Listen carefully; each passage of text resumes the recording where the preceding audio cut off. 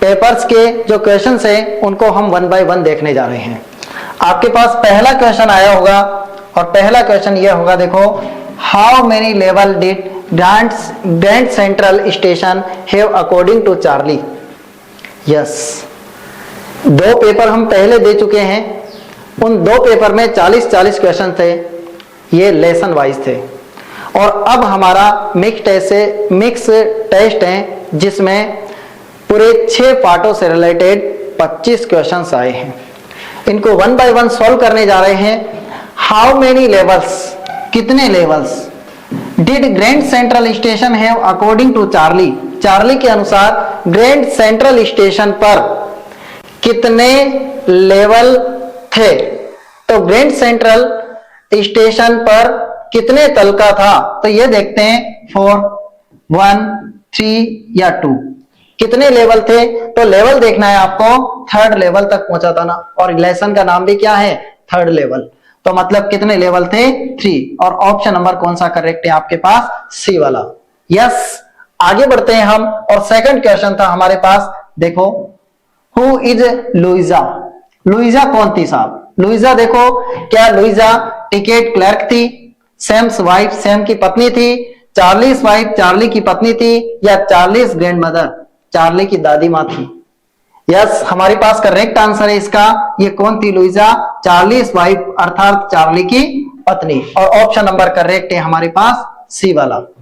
आगे बढ़ते हैं। लुइजा के बाद क्वेश्चन नंबर 3 देखते हैं, और क्या क्वेश्चन आता है, देखो, what does Charlie here initially while walking in the 3rd level corridor. Corridor गलियारा, तीसरे तल के जो कॉरिडोर पर चलते समय या तीसरी तल के कॉरिडोर पर गलियारे में गुजरते समय चार्ली ने किस तरह की आवाजों को सुना।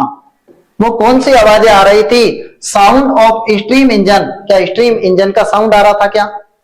अगला है वॉइस ऑफ पीपल टॉकिंग, लोगों के बातें करने की आवाजें आ रही थी, या फिर sound of his own foot step, अपने खुद के कदम हैं उनकी आवाजें आ रही थी, या फिर नो साउंड इज हियर्ड, कोई सा भी साउंड नहीं आ रहा था। तो आंसर आपका करेक्ट कौन सा था, sound of his own foot step, अपने खुद के कदमों की आवाजें उसे आ रही थी, आउन फुट स्टेप्स की आवाजें आ रही थी। और ऑप्शन नंबर कौन सा करेक्ट है, सी वाला।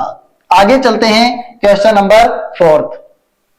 Where did Charlie want to go with his wife, अपनी पत्नी के साथ चार्ली कहां जाना चाहता था। आफ्टर बाइंग टिकट, टिकट खरीदने के बाद। तो टिकट खरीदने के बाद पत्नी के साथ वह कहां जाना चाहता था। पहला है एडिनबर्ग, दूसरा है हैम्बर्ग, तीसरा है जोन्सबर्ग, और चौथा है गैल्सबर्ग।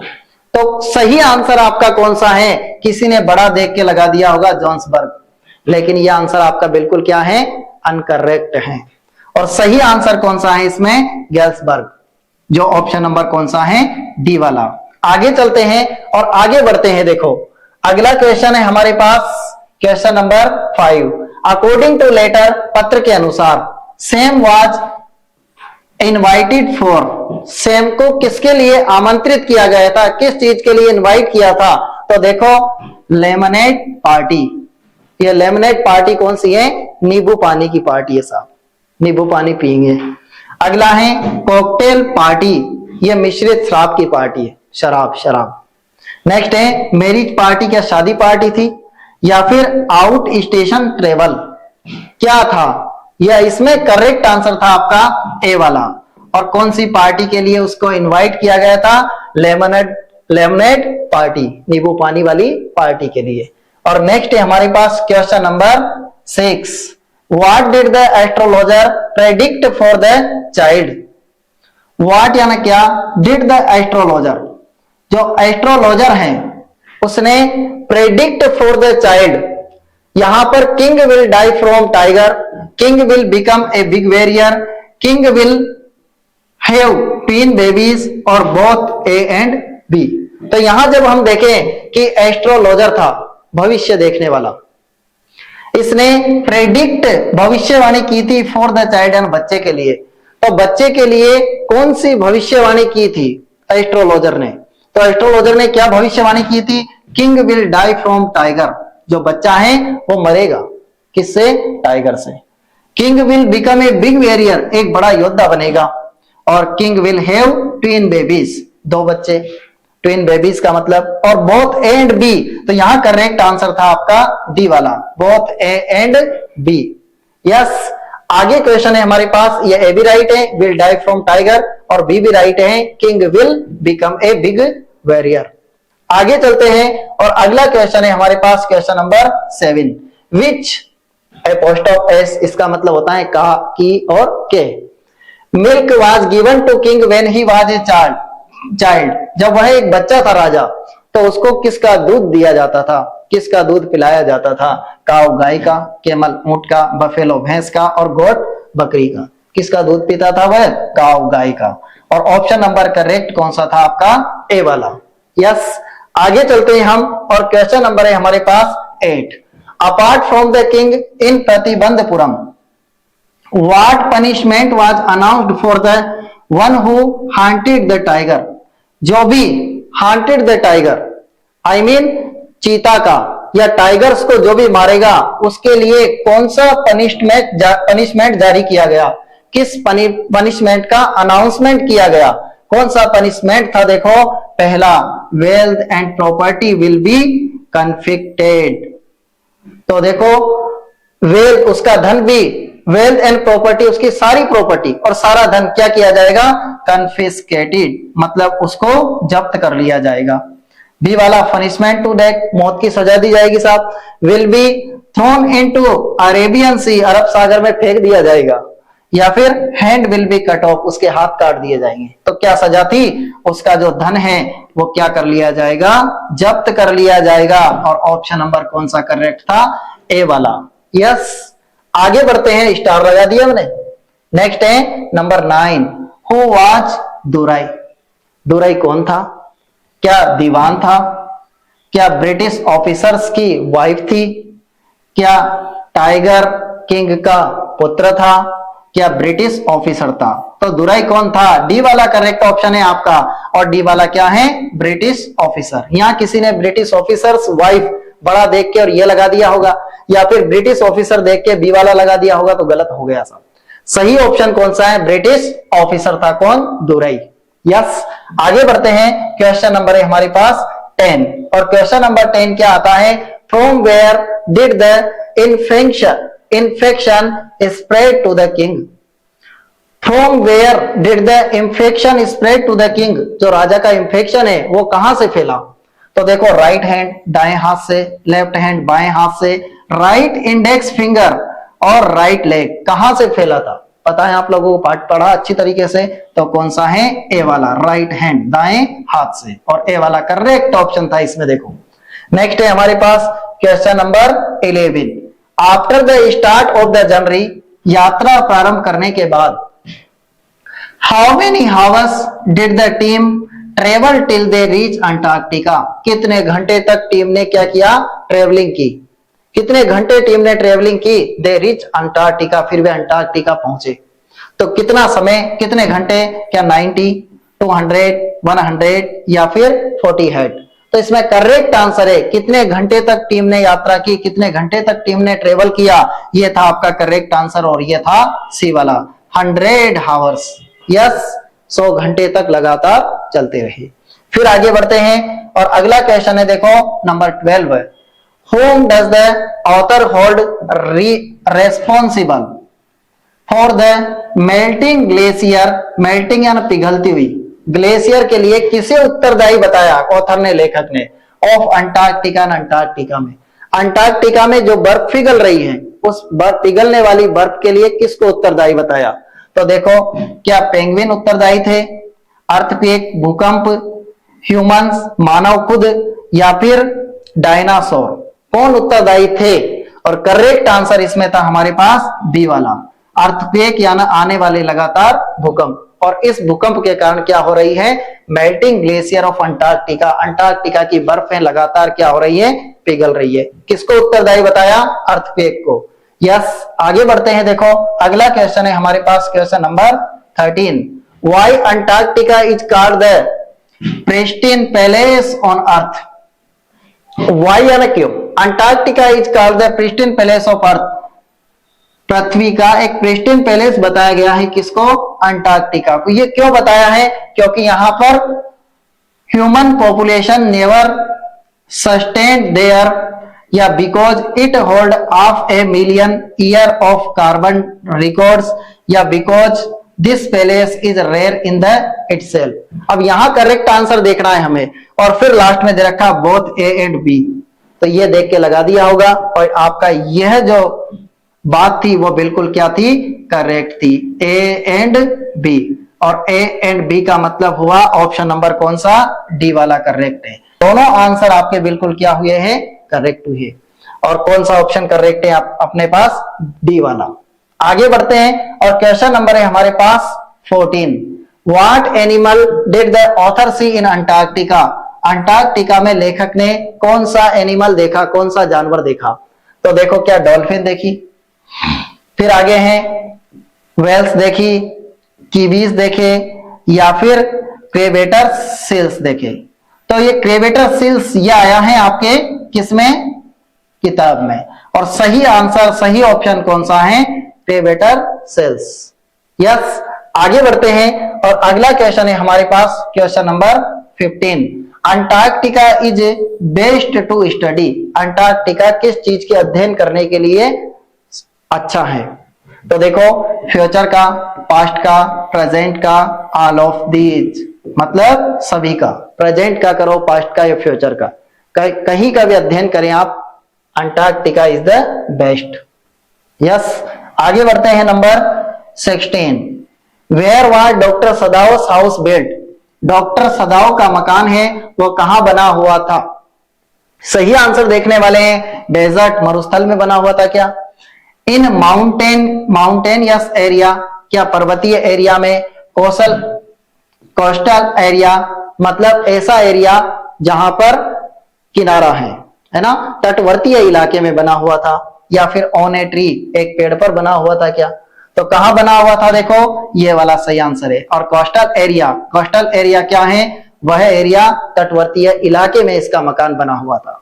यस, आगे बढ़ते हैं। इस ऑप्शन के बाद हमारे पास अगला आता है, देखो 17। What kind of person was doctor Sadao's father? Doctor Sadao के पिताजी थे वो किस तरह के पर्सन थे, किस तरह के व्यक्ति थे? देखो, पहला स्ट्रिक्ट थे, बहुत स्ट्रिक्ट रहते थे हर चीज में, या फिर फनी, मजाक करने वाले थे, सीरियस रहते थे, हर चीज को देख के और संभाल के काम करते थे। अगला है रिजोल्यूट थे। तो कौन सा करेक्ट आंसर है? इनको देखा जाता है ये कैसे थे? सीरियस थे। और करेक्ट ऑप्शन है आपका कौन सा? सी वाला, जिसके आगे एस और जिसके पीछे एस। कौन सा राइट है आपके पास? Serious. Yes, number 18। Question number 18 है, what did doctor Sadao think of that American at first glance?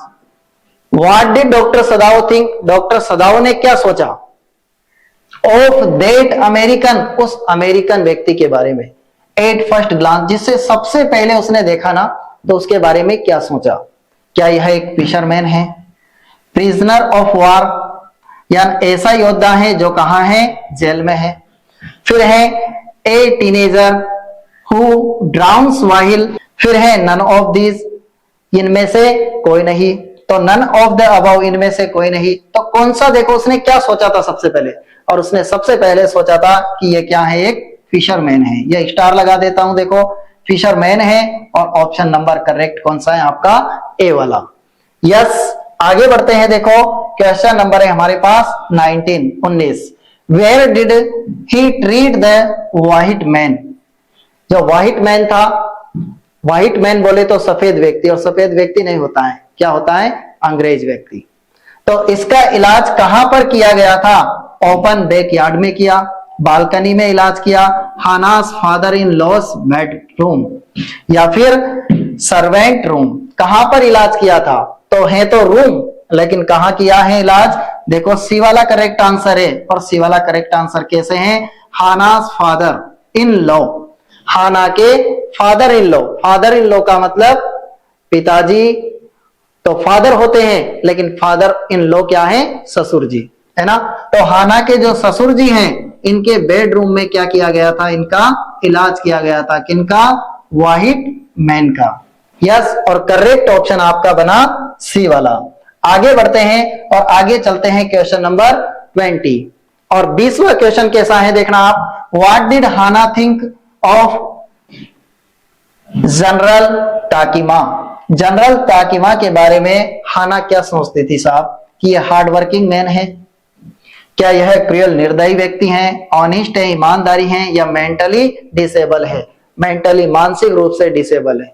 क्या सोचती थी हाना किसके बारे में, जनरल ताकिमा के बारे में क्या सोचती थी। स्टार लगा देता हूं कि ये क्या है, क्रूअल हैं, निर्दयी व्यक्ति हैं। और निर्दयी है मतलब कौन सा ऑप्शन करेक्ट है आपके पास, बी वाला ऑप्शन करेक्ट है। यस, आगे बढ़ते हैं। देखो हमारे पास जो अगला क्वेश्चन आता है वो है क्वेश्चन नंबर 21, 21वां। What was one leg of mister Lem made. Mister Lem की जो एक टांग है वो किससे बनी हुई थी, किससे बनी हुई थी, देखो काय की बनी हुई थी इसकी एक टांग। इसको लेमी लेम बोलते थे ना, स्ट्रीट चिल्ड्रन, गली के बच्चे। तो देखो इसकी एक टांग काय की बनी हुई थी, क्या प्लास्टिक की थी, स्टील की थी, टिन की थी, या थर्मोपॉल्स की थी, किसकी थी, सबसे छोटा वाला ऑप्शन सी वाला करेक्ट है। और काय की बनी हुई थी साहब, सी मतलब टिन की बनी हुई थी। यस, आगे बढ़ते हैं। देखो और अगला क्वेश्चन है हमारे पास question number 22, 22। How one side face of dairy gets damage. कैसे one side face of dairy, यानी डेयरी का एक तरफ का चेहरा, गेट्स डैमेज, किस तरीके से डैमेज हो गया था, किस कारण से खराब हो गया था। बाय फायर, आग से हुआ था, एक्सीडेंट से हुआ था, एसिड से हुआ था, या इट वाज ए बर्थमार्क, जन्म से ऐसा था। तो इसका जो चेहरा है डेयरी का वो कैसे डैमेज हुआ था, इसका मुख्य कारण था सी वाला। सी वाला कारण नहीं था, मतलब सी वाला कारण रहेगा क्या, कौन सा कारण था, बाय एसिड, एसिड के कारण इसका जो चेहरा है वो क्या हो गया था, डैमेज हो गया था। आगे चलते हैं और अगला क्वेश्चन है हमारे पास question number 23। Who was looking at Jit Kalasa when she was struggling in dining room। जब जित कलासा है ना, ये स्ट्रगल कर रही थी कहां पे, डाइनिंग रूम में, तब उसे कौन देख रहा था, कौन देख रहा था साहब, देखो पेल फेस वुमन, एक ऐसी औरत जिसका चेहरा पीला पड़ा हुआ है, जुडविन, क्लासमेट, सहपाठी, या फिर बामा। किसने देखा, ये देखा है साहब पेल फेस वुमन ने, ऐसी औरत जिसका चेहरा पीला पीला सा पड़ा हुआ था। और करेक्ट आंसर है आपका ए वाला। आगे चलते हैं और अगला क्वेश्चन है हमारे पास 24। Where did Zitkalasa hid for not getting her hair cut. Zitkalasa किस जगह पर छिप गई थी कि उसके बाल नहीं काटे जाए, कहां पर छिपी, अंडर बेड, बेड के नीचे, लकड़ियों में छिप गई, कबर्ड में छिप गई थी, क्या बेसमेंट में छिपी थी, कहां छिपी थी, जितकलासा कहां जाके छिपी, और ये कहां जाके छिपी, नंबर पहला। और करेक्ट ऑप्शन पहला है, तो मतलब अंडर बेड, बेड के नीचे, बेड के नीचे जा छिपी, कौन, जितकलासा। और करेक्ट ऑप्शन ए वाला बन गया। और अब हमारा अगला क्वेश्चन और इस टेस्ट पेपर का अंतिम प्रश्न है वो कौन सा है, क्वेश्चन नंबर 25। और 25 क्वेश्चन कैसा बन रहा है देखना। What effect did Anna's word have on the younger sister. Younger sister पर अन्ना के शब्दों का व्हाट इफेक्ट, क्या प्रभाव पड़ा।